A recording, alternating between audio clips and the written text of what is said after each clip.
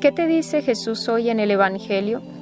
El Evangelio de hoy está tomado de San Juan capítulo 10, versículos del 31 al 42. Hoy vemos que los judíos querían apedrear a Jesús porque se manifestaba como Dios, y el Señor les hace ver que son sus obras las que dan testimonio de que sus palabras son verdaderas. Sin embargo, los judíos no estaban dispuestos a dejarse convencer ni por sus palabras ni por sus obras. Muchas obras buenas había hecho Jesús entre ellos. Había hecho milagros, curaciones, resucitado muertos. Pero el corazón de esos hombres estaba tan endurecido que nada de eso les valió. Esto es lo que el Señor llamaría el pecado contra el Espíritu Santo, que no tendrá perdón jamás.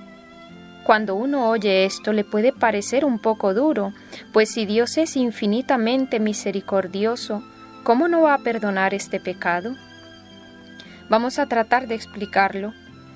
El pecado contra el Espíritu Santo es el pecado del que ha llegado al techo de la soberbia.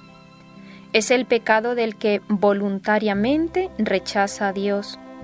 No tiene perdón no porque Dios no esté abierto y dispuesto a perdonar, sino porque ese pecador no quiere recibir el perdón que Dios le ofrece.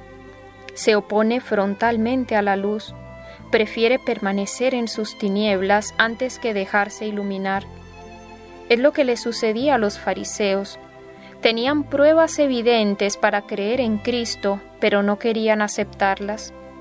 Y nos dice el Evangelio que no podían creer porque sus obras venían siendo malas. Uno se asusta al ver tanta dureza, pero cualquiera de nosotros, hermanos, puede llegar ahí. Ellos empezaron por faltas pequeñas y poco a poco fueron cayendo en las más graves hasta acostumbrarse y llegar un momento en que ya no podían salir de ese estado.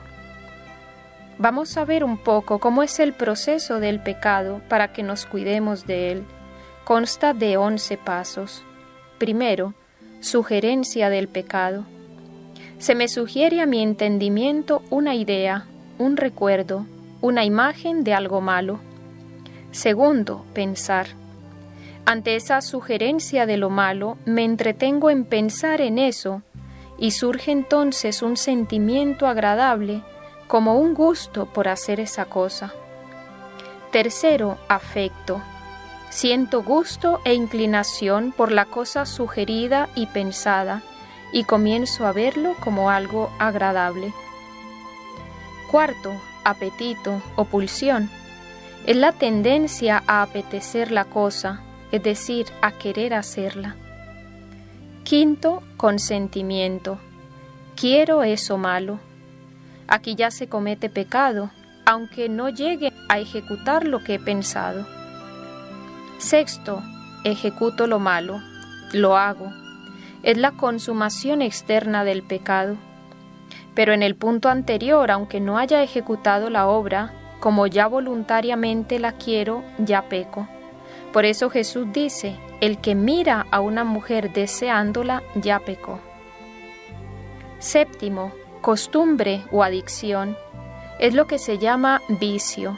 Es el hábito malo de repetir esa acción, ese pecado. Octavo, desaliento. Se pierde la esperanza. Ante la dificultad de la lucha comienza el alma a desalentarse debido a las derrotas continuas. Noveno, defensa. Comienzo a justificar mi conducta, que si soy débil, que es que ya es un hábito, que no tengo fuerzas, etc. Décimo, la jactancia. Ya no solo justifica el pecado, sino que se jacta de ello. Piensa, como muchos lo hacen, pues no debe ser pecado. Esto debe ser bueno. Y undécimo, el endurecimiento. Es la obstinación. Esto es a lo que llegaron los fariseos, la ceguera espiritual. Ante los milagros de Cristo deciden matarlo. Es el hombre que lo blanco lo ve negro y lo negro blanco. Es el pecado contra el Espíritu Santo, es la condenación en vida. Por eso, queridos hermanos, temamos mucho el pecar y pidámosle a la Santísima Virgen que nos conceda la gracia de preferir morir antes que pecar mortalmente o de acostumbrarnos a un estado de pecado.